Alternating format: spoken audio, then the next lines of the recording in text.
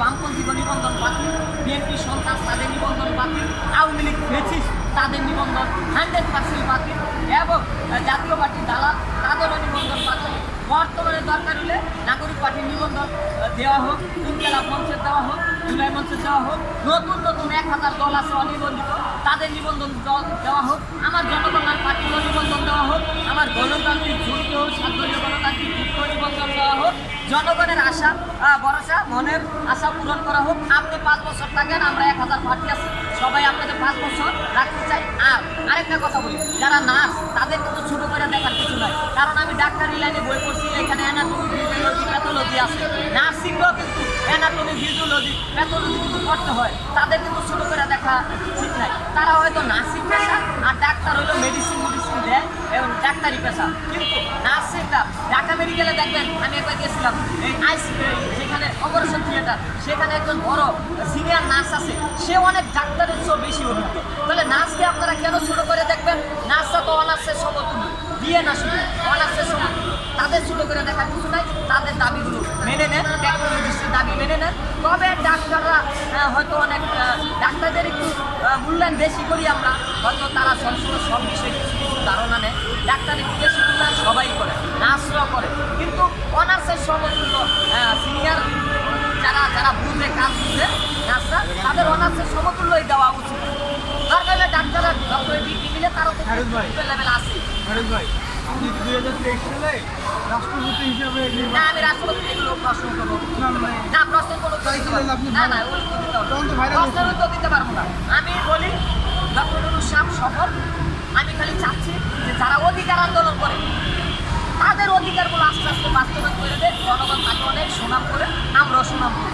আর আরেকটা কথা, যারা এখানে আন্দোলন করে ডক্টর ইউনূসের বিরুদ্ধে কোনো স্লোগান যাতে না হয়, ডক্টর ইউনূসের পক্ষে থেকে আমরা আমাদের দাবি আদায় করে নেওয়া হয়, আমি মনে করি উত্তম। কারণ আজকে ডক্টর ইউনূসের বিপক্ষে বলবেন, কালকে আইব 100 রেসার কাছে আরেকশো রেসার আইব, তারপর 150 রেসারে যাইব, 150 রেসার আইব, কিন্তু আমাদের যে বৈষম্য এটা দূর হবে না, আর এটা হয়ও না। হ্যাঁ, ডক্টর ইউনূস চেষ্টা করে, কিন্তু তার সচিবালয়ে বসে থাকা আওয়ামী লীগ বিএনপি বেতাত্তা আউলাদাল্লাহ সচিব, এরা তাদের আটকায় রাখে, তাদের দাবিগুলো দেয় না। এরা কষ্ট করে আমাদের ছাত্র ভাইরা এবং অধিকার যারা শিক্ষক উকিল, এরা কষ্ট করে, তারা আন্দোলন করে বছরের পর বছর। এখানে বৃষ্টি বাদল ঝড় বৃষ্টির মধ্যে আমি আজকে 20 বছর যাবে এই প্রেস ক্লাবে, আমি দেখতেছি কত মানুষ আসে কত মানুষ যায়, কিন্তু হাসিনা সরকারের আমলে এমনকি খালেদাও যখন ছিল তখনও কিন্তু মানুষের অধিকার আদায় হয়নি।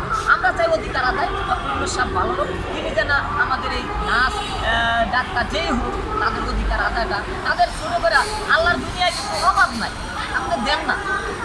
হয়তো উন্নত প্রশিক্ষণ যদি কম থাকে, তাদের উন্নত প্রশিক্ষণেরও ব্যবস্থা করে, টেকনিক্যাল অভিজ্ঞতা বাড়ানোর জন্য একটু সচেতন থাকে, তাদের একটু আরেকটু সুযোগ করে দেন। দরকার হলে 6 মাস কোর্স বেশি করে ইন্টারনেটে যদি আরও কোনো ঘাটতি থাকে, বড় বড় ডাক্তার বড় বড় নার্সের কাছে 6 মাস আরও বেশি। বাংলাদেশের জনগণ কেন এতগুলো রাজনৈতিক দল থেকে আপনার দলকে ভোট দিবে কেন? আমি তো বলি নাই যে আমার দলকে জনগণ ভোট দিব, আমি বলছি আমার জনকল্যাণে বিশ্বাস, জনগণ চাইলে ভোট দিব, না চাইলে দিব না। তবে ইউনূস সাহেব বর্তমান ভালো লোক, যাতে নার্স এবং যারা টেকনোলজি সহ যারা এখানে যে কদিন আগে আইনজীবীরা সরকারি আইনজীবীরা তাদের জন্য কিছু সুযোগ সুবিধা দেওয়া হোক, তাদের মানে সব সেক্টরে বিগত 20 বছর যাবৎ যারা এখানে আন্দোলন করছে তাদের সব লিস্ট GGFINS এর কাছে আছে, এগুলো আপনি নেবেন, না পারলে আমাদের কাছ থেকে নেন, আমরা দেই, এই তথ্য অনুযায়ী তাদের অধিকারগুলো আদায় করেন।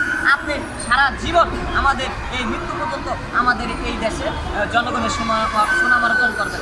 ডক্টর আর সেনাপ্রধান সাহেবকে বলছি, গভর্নর সাহেবকে বলছি, নির্বাচন কমিশন সাহেবকে বলছি, আপনি অধিকার আন্দোলনের পক্ষে থাকেন, নব্য কোনো স্বৈরাচারের পক্ষে অথবা পুরানো কোনো স্বৈরাচারের পক্ষে কোনো ডক্টর ইউনূসের বিরুদ্ধে ষড়যন্ত্র করবেন না, তাহলে জনগণ কিন্তু মেনে নেবে না। আপনার অবশ্যই ভালো লোক, গভর্নর সাহেবও ভালো লোক, সেনাপ্রধানও ভালো লোক, আর এই যে ছাত্র ভাইরা তাদের দিকে একটু তাকায়, তারা কেন এত কষ্ট করবে লেখাপড়া ছেড়ে এসে?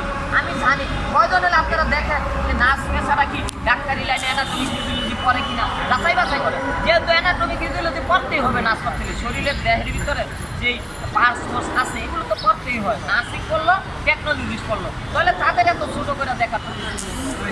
জনকল্যাণ পার্টিতে কতজন? বাংলাদেশের এমন কোনো অঞ্চল নাই যে থানা আসন নাই যে আমার 3 জন 4 জন 10 জন এমপি প্রার্থী আমার জনকল্যাণ পার্টিতে সমর্থক নাই। আগে ছিল, কমিটি দেওয়া ছিল 300 আসনে, পুরা কমিটি আমি ভাঙ্গা দিছি। তারা কাজ করে না, তারা খালি নিজেকে নিয়ে ব্যস্ত থাকে, জনগণের কাজ করে না, অধিকার আদায় কথা বলে না, তাদের জনগণের প্রতি ব্যথা নাই। আমি ওখানে একাই আছি। আবার ডিসেম্বরের পরে জনকল্যাণ পার্টির কাউন্সিল দিব, গণতান্ত্রিক জোট 7 দলীয়, শেরে বাংলা ফ্রন্ট, নাগরিক জোট, জাতীয় নাগরিক জোট। এটা অনেক আগেই আমার ডকুমেন্ট আছে।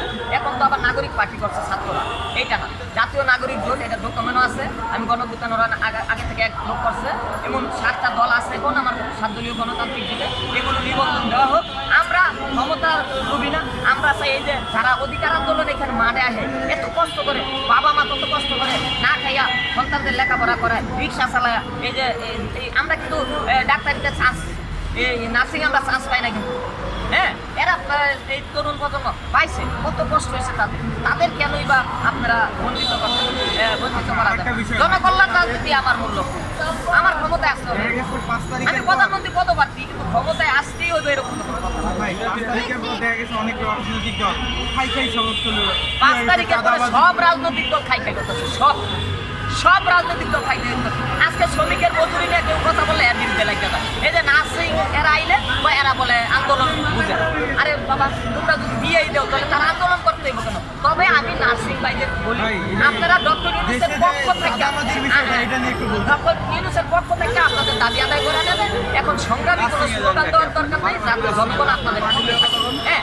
শোনেন, আপনি খালি বারবার নার্সিং এর দিকে যাচ্ছেন, টপিক চেঞ্জ